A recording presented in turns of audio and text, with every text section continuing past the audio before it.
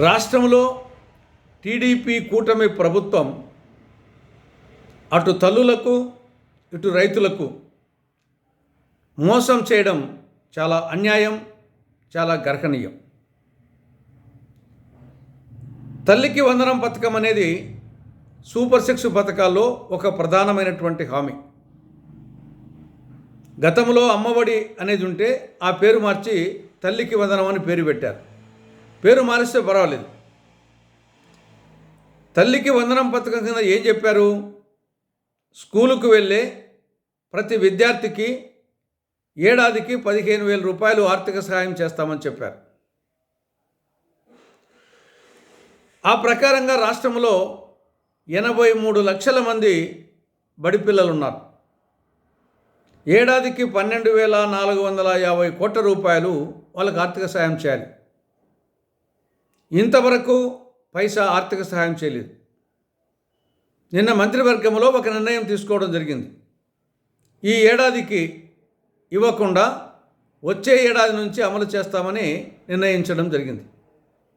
అంటే 83 లక్షల మంది బడి పిల్లలకు, దాదాపు 45 లక్షల మంది తల్లులకు మోసం చేయడమే. కాబట్టి ఇది తల్లికి వందనం పథకం కాదు, తల్లికి మోసం పథకం. ఇక్కడేమో తల్లికి వందనం నిల్, అక్కడేమో తండ్రికి ఇంధనం ఫుల్ అనే విధంగా రాష్ట్ర ప్రభుత్వం ప్రవర్తిస్తూ ఉంది. ఇక రెండవది రైతన్నలకు సంబంధించి అన్నదాత సుఖీభవ అనే పథకం సూపర్ 6 కింద అది కూడా ఒక ప్రధానమైనటువంటి హామీ. గతంలో రైతు భరోసా పేరుంటే దాన్ని మార్చి అన్నదాత సుఖీభవ అని పేరు పెట్టారు. సంతోషం. ఈ హామీ కింద ఏం చెప్పారు? ప్రతి ఏటా ప్రతి రైతు కుటుంబానికి 20,000 రూపాయల ఆర్థిక సహాయం చేస్తామని చెప్పారు. ఇంతవరకు పైసా ఆర్థిక సహాయం చేయలేదు. రాష్ట్రంలో దాదాపు 53,52,000 రైతు కుటుంబాలు ఉన్నాయి, రైతులు ఉన్నారు. 10,756 కోట్ల రూపాయలు కావాలి. ఇంతవరకు 10 పైసలు లేదు.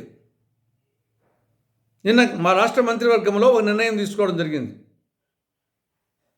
ఆల్మోస్ట్ ఈ సంవత్సరానికి ఎత్తేశారు, చేతుల పైకి ఎత్తేశారు. ఇక మీదట కేంద్ర ప్రభుత్వము ఇన్స్టాల్మెంట్ వారీగా ఎంత ఇస్తుందో వీళ్ళు అంత వేస్తారట. అంటే రేపు జనవరిలో కేంద్ర ప్రభుత్వం 2,000 వేస్తే వీళ్ళు 2,000 వేస్తారు. కానీ చెప్పిందేమో ఏటా ప్రతి రైతు కుటుంబానికి 20,000 రూపాయల ఆర్థిక సాయం. కాబట్టి ఆ ప్రకారంగా రైతన్నలకు నమ్మించి మోసం చేయడం జరిగింది. కాబట్టి అటు బడి పిల్లలకు, ఇటు రైతన్నలకు, అటు తల్లులకు నమ్మించి మోసం చేయడం జరిగింది.